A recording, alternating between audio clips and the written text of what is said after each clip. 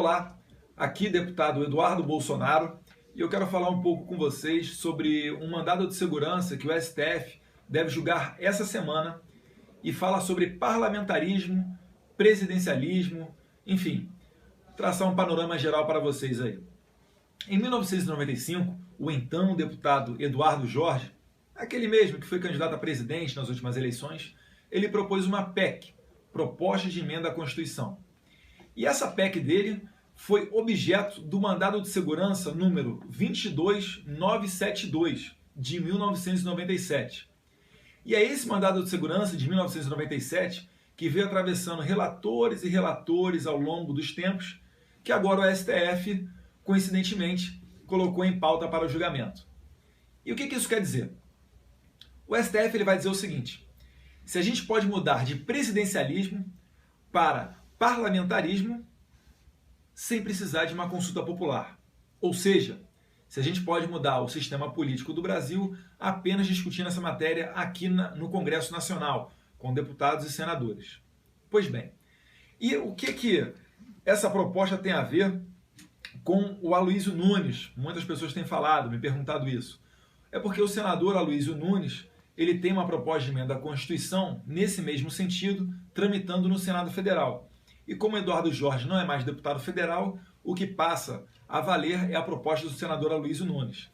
E qual é a nossa grande crítica a essa proposta do senador Aloysio Nunes?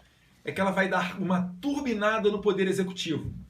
Ela, na verdade, não faz com que o Brasil passe do presidencialismo para o parlamentarismo, mas sim que o Brasil passe do presidencialismo para um sistema chamado parlamentarismo presidencialista ou semipresidencialismo.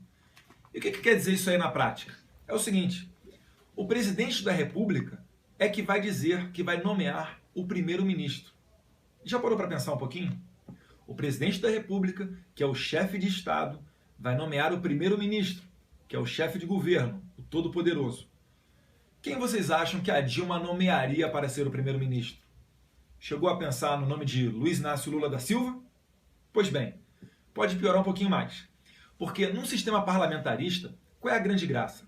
É que o presidente ou o Congresso Nacional, eles podem fazer uma espécie de recall. Ou seja, durante o governo do primeiro-ministro, se as coisas não estiverem indo muito bem, eles podem fazer uma nova votação para ver se eles conseguem destituir aquele primeiro-ministro. É o chamado voto de não confiança.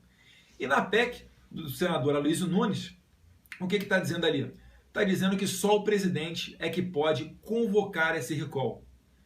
Pergunto aos senhores: os senhores acreditam que a presidente Dilma convocaria a população ou o Congresso Nacional para destituir o Lula do cargo de primeiro-ministro? Já pararam para pensar como é que seria essa perpetuação no poder? Senhores, mais um detalhe: esse molde de Constituição, esse molde de governo, na verdade, ele é o mesmo molde de governo da Constituição de Weimar, de 1917. Provavelmente a maioria dos senhores não sabem que Constituição é essa, mas essa é a Constituição que fez com que os nazistas chegassem ao poder na Alemanha, em que pese os nazistas serem uma minoria dentro da Alemanha, em torno de 20% a 30%, mas mergulharam o mundo numa guerra mundial, devido à sua sanha, à sua loucura. Eu não estou querendo dizer que o senador Aloysio Nunes é fascista, não, é nazista, não. Não estou querendo dizer isso. Mas estou falando que, nos moldes em que está sendo proposta, o Brasil vai caminhar nesse mesmo caminho. E qual é a grande graça do parlamentarismo? É que o presidente fiscaliza o primeiro-ministro.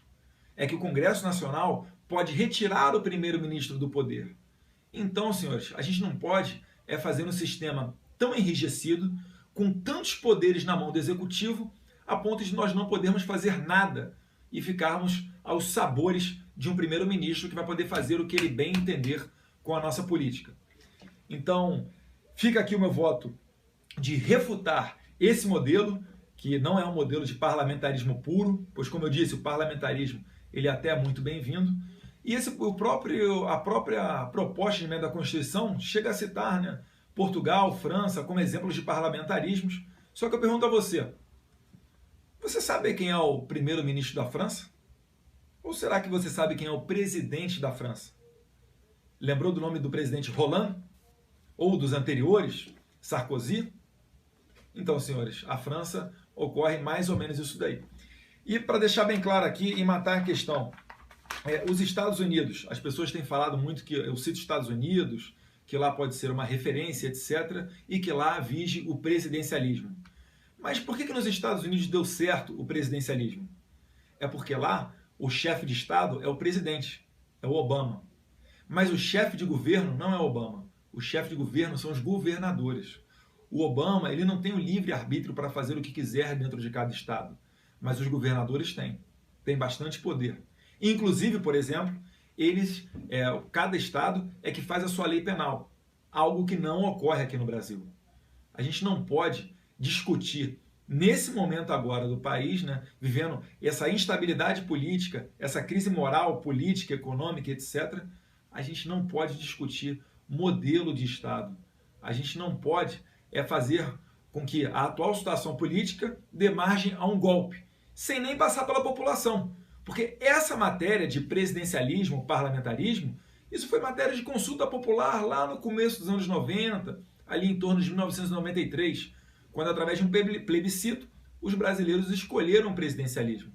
Então, senhores, a gente tem que levar essa matéria para o debate. Espero que o STF não julgue esse mandado de segurança dando como favorável para que a gente não precise de um plebiscito para mudar o modelo de Estado do Brasil e assim a gente consiga debater melhor esse tema.